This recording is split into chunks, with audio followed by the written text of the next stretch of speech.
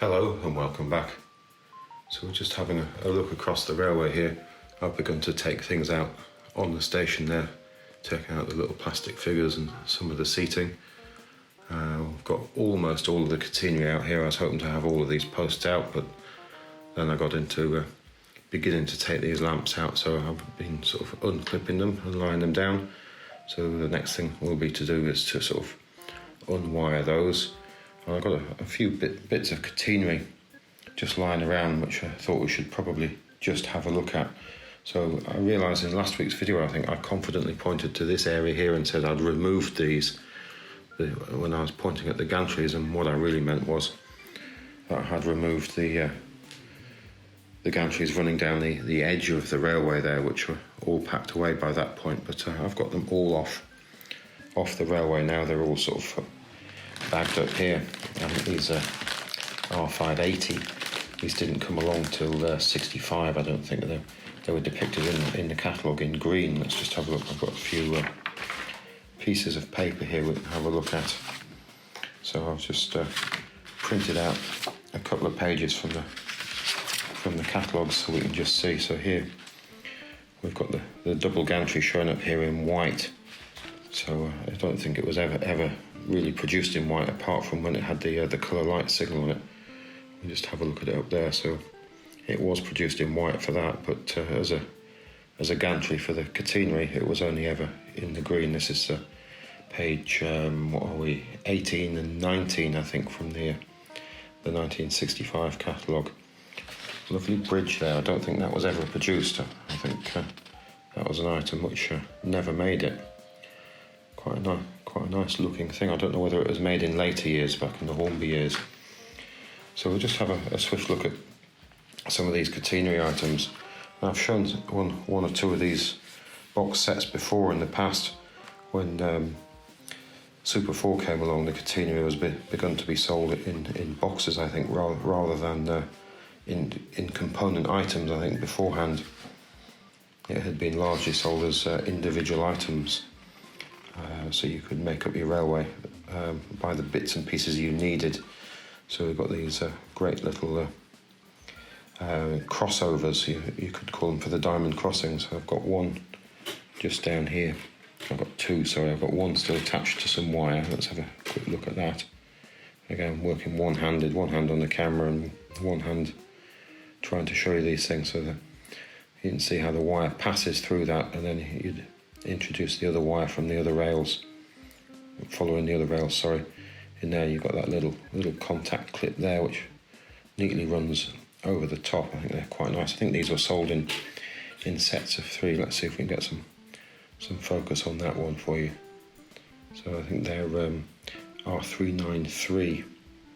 Great little things, but obviously you only need them if you've got a diamond crossing. Let's just have a quick glance at the catalogue sheet there. There we go. So little sets of 3. I think they were in little sort of cellophane twist bags, and I think the dealers had boxes of them. And then the clip that goes on for the point, that when you start working with points, it's sort of a double catenary clip, really. I've never found it to be very successful. I don't seem to have one on the railway here. Let's see if we can just pull one out of the box. So we'll just nip over here. Here we go. They're all tangled up. So we'll get that one back over here and we'll have a swift look at this. You can see it's got sort of a double width there. So when you had the two pieces of wire held together there, so you get the split for the point work. So the idea is it would clip onto that and hold that still. I find they drop out of there. I did have a number of them on there. They do tend to drop off by themselves. I found that just gripping the catenary either just before that, and you really don't need them, and it works perfectly okay.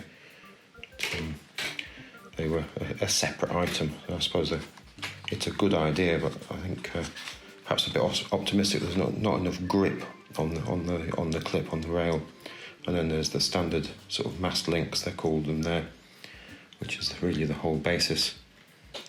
Let's see if we can have a look at the whole basis of holding this phase 2 catenary wire up, and it just grips the wire. It's a really nice design.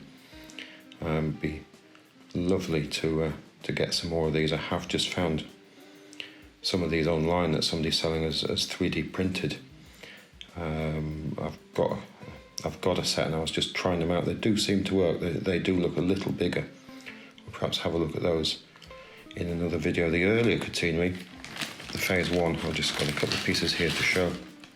Didn't need that clip. If you look at this, see if we can hold this down there. You can see it's got those 2 little hoops in the end of the pressed steel part there. And one goes on the wire, one goes on the plastic end.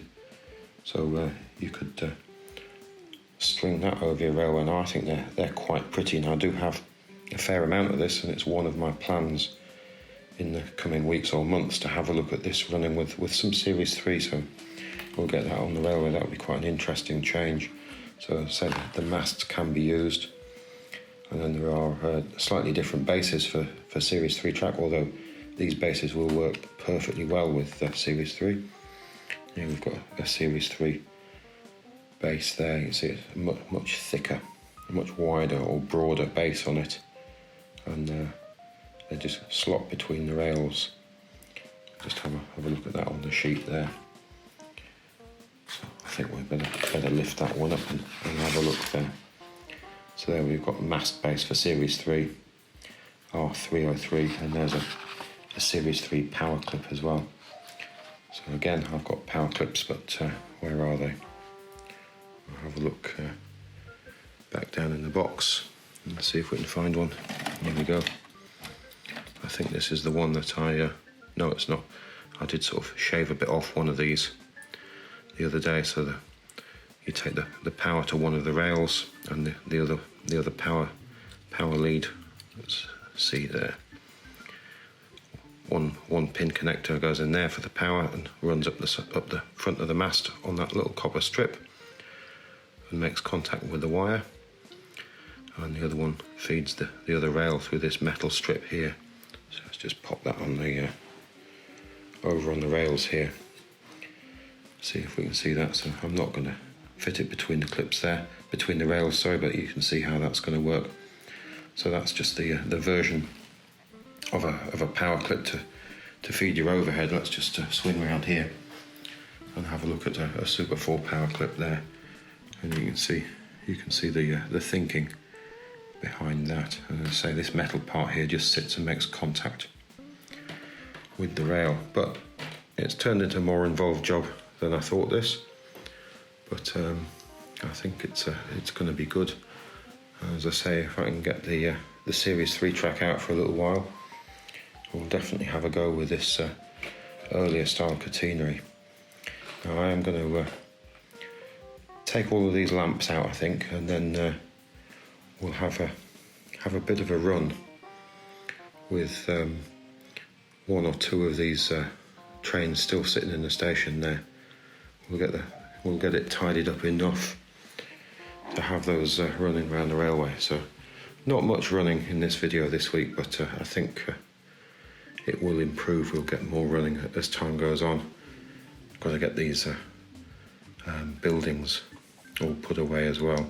And I think I showed this in a video the other week with I've made a cardboard sail for that. Let's just lift that up and have a look. So it's just a cardboard sail. I do have the original, but it's very, very fragile, and when I put it on, the sail's just folded back. But I'm just going to take all these lamps out now, and then we'll have a look at some running.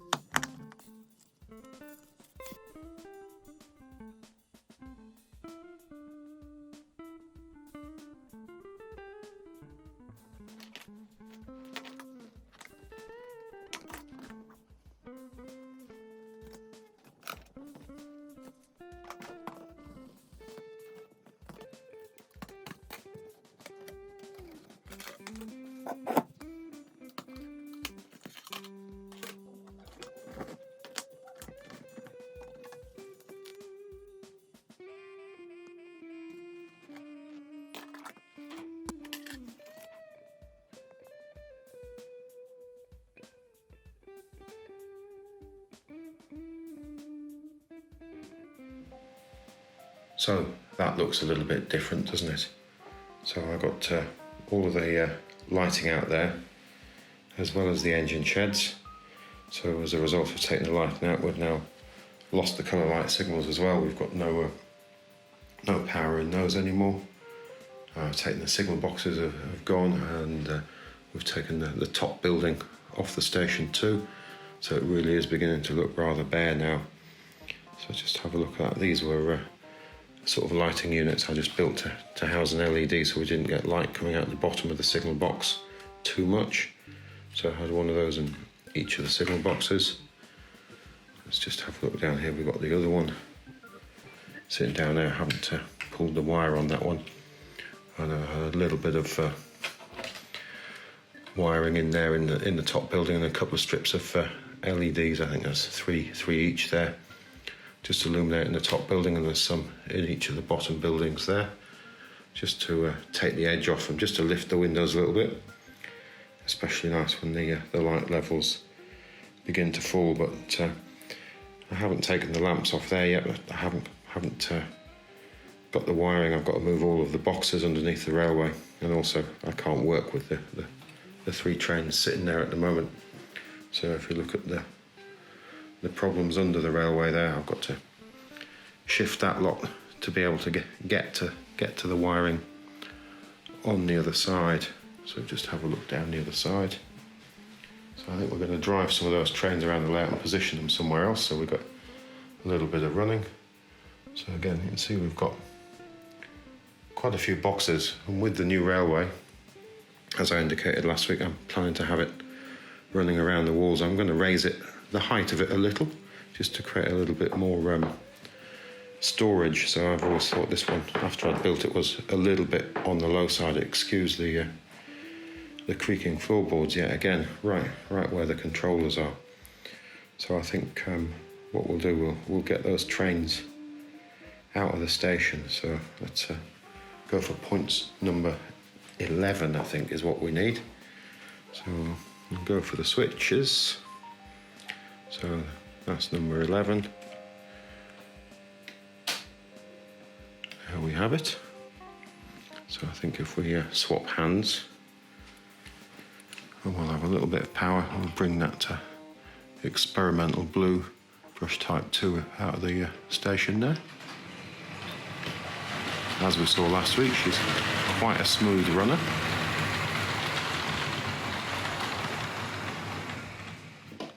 There we have it. I think we're just going to switch number 11 again. And I've just thrown another switch by accident. I think that was number 5. That's one of the drawbacks of these. You knock one and they just fly. And they move so quick most of the time that they don't throw the point, but they are terribly imprecise. So I'm thinking I might use micro switches and some element of point indication next time. So maybe some LEDs to tell me which direction points are set or isolating sections are set. Possibly a bit ambitious, I'm not sure. So let's get a little power on her, and we'll come through this double crossover here, through the diamond crossing onto the passing loop. So that's point number 9, I think that is. Taking all the indicator posts down as well. So we'll throw number 9 while we're at it. And then let's have some power.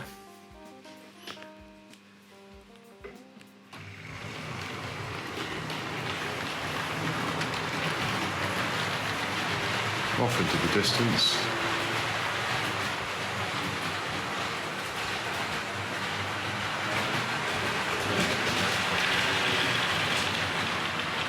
I think we'll put her all the way at the far end of the passing loop.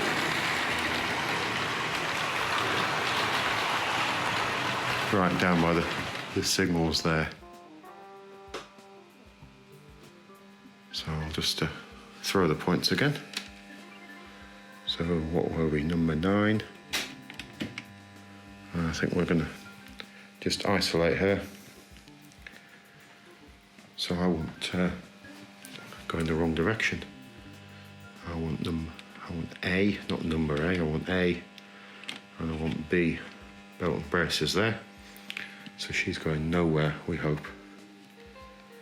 So then we need points 12, I think. So that's the first point into the siding there, into the station.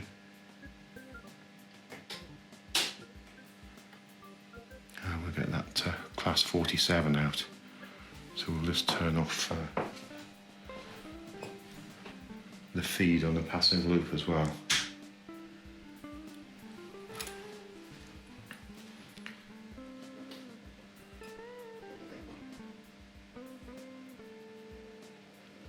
We don't seem to have any power in there at all. That's because we haven't got points number 11 open. No forward planning here. There we have it. That's a bit more like it.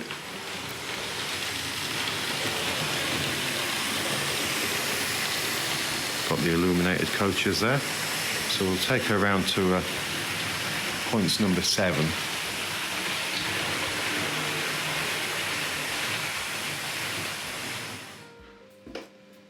Let's just throw 7.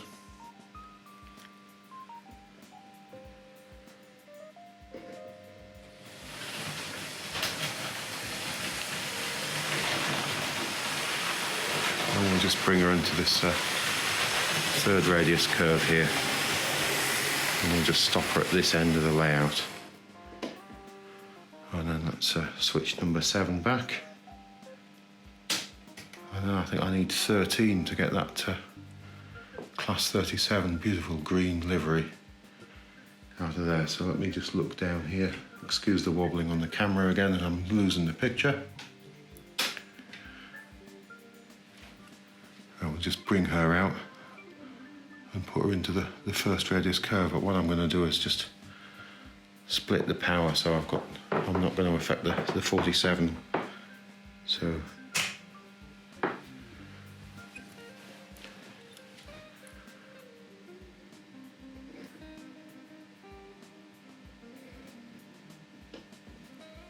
I'm really not doing so well with the points today, am I? I need number 12 shifted as well, so of course she won't work if there's no power running up there. That's more like it. And we'll just bring her to a stop alongside there. So we've got the station successfully cleared there. Let's just have a quick look at the trains as they stand. So we've seen these over the last few weeks, I think. So we've got lovely maroon coaches, and then the illuminated Mark IIs there. They're a great deal of fun. Love the maroons. They must have sold tens of thousands of those. And then that really beautiful class 37. She's the one out of that intercity set we saw the other day with the really lovely picture on the box. Lovely locomotive. And then we've got these blue and grey Mark 1s. And we've got this brush type 2 or class 31 with a slightly yellowed roof there. Great looking thing. So that leaves me free to start work on dismantling the station. If we just have a quick look down here, excuse me, you can hear me brushing past curtains and my feet are bashing into the boxes underneath the table here. So I'm going to take out all of this lighting now, and then we'll have a brief look once I've done that.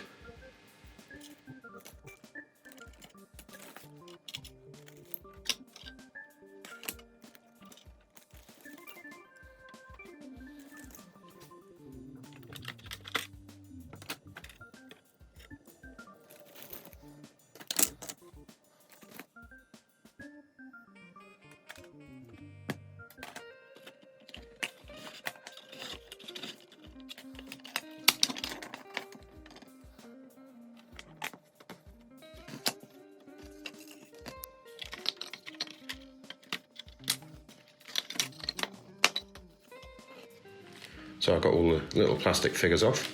and I've got just about all of the lighting out now. Let's just pop that down.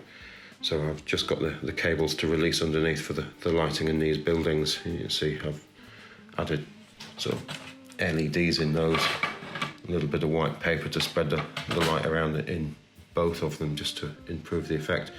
Now these platform pieces, they're of a mixed era. Some are Tri-ang railways or Tri-ang Hornby, and some are later Hornby railways ones. The printing or the painting on the sides of them differs. Now that one I've cut to allow for the point motor, and there the catenary mast had to pass through the platform there.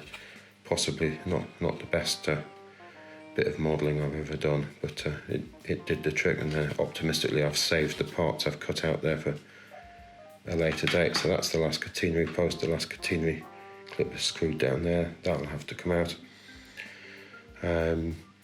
So these platforms and canopies, so I had a lot of these broken canopy supports when I put this together, so I put these little wires in the bottom of them and just drilled them with a fine drill. Sadly I didn't have a pillar drill, so I could have got them in a little bit more square. They're a little bit uneven, but they did the trick. And then I've just used blocks of balsa wood underneath. It's really basic. So let's see if this is this a Hornby one? There's no name on the bottom of this one that I can see. So it's of some era or other. It's a Hornby or a Tri-ang Hornby one. They all differ in ages, and there's a nice one here with a subway set of steps there, and lovely advertising printed on the side of it there. So I think this is a Tri-ang one. It got paint on this one, look. Let's have a look on the bottom of there. Let's turn that around. Yeah, so that's definitely Tri-ang, isn't it? It's this Tri-ang, and it's got a part number, is it R451 in there, and then made in England. So there's a later one of these. I think this is a Hornby or Hornby Railways one. The advertising wasn't stuck on the sides, but I'd just scanned that or photographed it and copied it. And now we can see we've got Hornby's name at the top there, haven't we? So that's a much later one. So all mix and match, but some of these canopies supports, as I say, were broken, and I put these little wires on into the balsa wood, which work quite well. Let's have a look. There's one. That's as it should be. They're very fragile. You can see how those would get broken off, and you insert those into the hole there, and they get knocked, and they snap off terribly easily. So that's the state it's in at the moment. The lights I forgot to mention earlier. So we've got all of these lights I showed in an earlier video. I'd made a sort of an upgrade to these. I changed the filament bulbs to the LEDs, and they've stood the test of time. They've stayed lit for many hundreds of hours. I think I may have just burnt one out, or I think it's probably more as a result of a short circuit than anything else. I'll leave a link to the video where I did that. So they were sold in sets of 4 initially when they came along in 63, and then I think 64 they were then sold in sets of 2. So as 2 there were RT 266 and sets of 4 RT 265, I think. I think they were ran till the early 70s, although I think the light shade changed on them. So there is the sort of diagram and how I inserted the LEDs there. Obviously you do need a resistor, although the value of the resistor I forget at this moment in time. Let's have a look at that. And there are little feet there that these lights stand in if you use them on the baseboard, or you don't need the little foot if you stand them in the station platform. So I was lucky enough to get some replacement feet for these, as they were made in white metal. They were available on the internet at the time. You can just see there on the right frame how that works with a track pin holding it down to the baseboard, or you could use one of the catenary clips to hold them into the track, which I've done with a number of them. But I think we'll have those out on the railway again at some point. But again, if you want to see how I convert them to LED, just I'll put a link in the description box underneath the video. But I think probably for now, that's going to be it for this week. So I think we're just going to get that Class 47 to run around a little bit. And we'll pick it up again next time. One last thing, I think, just looking at the windmill, I remembered to dig out the sail, because I think I mentioned it twice now. The original sail, excuse me for a second. So there is the original sail. Let's just grab the windmill and its cardboard sail. Let's just pop that down there. You see, we looked at that earlier, so that's just cardboard held in with a screw there. So its original sail is there. So I just scanned that and then printed it out. And did the back as well. You can see it has faded, although inkjet prints are never quite that true, are they? So perhaps time to reprint another one slightly darker to match it. So it's sitting in the sunlight, and you see how fragile that is there. And when I put that on, the sails just folded back. I didn't have the heart to leave it there and watch it disintegrate in front of me. So I've kept those with a view to sort of finding a better solution to those at some point. You could see how fragile they're bending as I put them down there. So I think we'll leave those well alone for now. So what we're going to do is put those to one side, and we're going to make sure we have room on the rails here for the Class 47. We'll just stand the windmill back in there for now. I think we have the outside line all set to go. Well, let's just run around, and just with a little bit of running to end the video today. But there's quite a bit of work to do, and of course then putting everything away as well. Just stripping it off the layout is one thing, but then getting it all put away again is a completely different subject altogether. So let's give this a little power. Again, I've picked up the power controller for the overhead catenary, which has all gone. Looking lovely there with the lights. Effortless climb. And we'll just let that run. But thanks again for watching. It really is hugely appreciated. There's some lovely comments I've been receiving. I really do appreciate the time you've taken to write those, and it's always a pleasure to read them. I'm trying to keep up to date with them all, but sometimes there just isn't the time to answer them all, but I do try. All over the point work there, and back round the Class 37 and up the incline. But I think that really is it for this week. Thanks again. Goodbye now.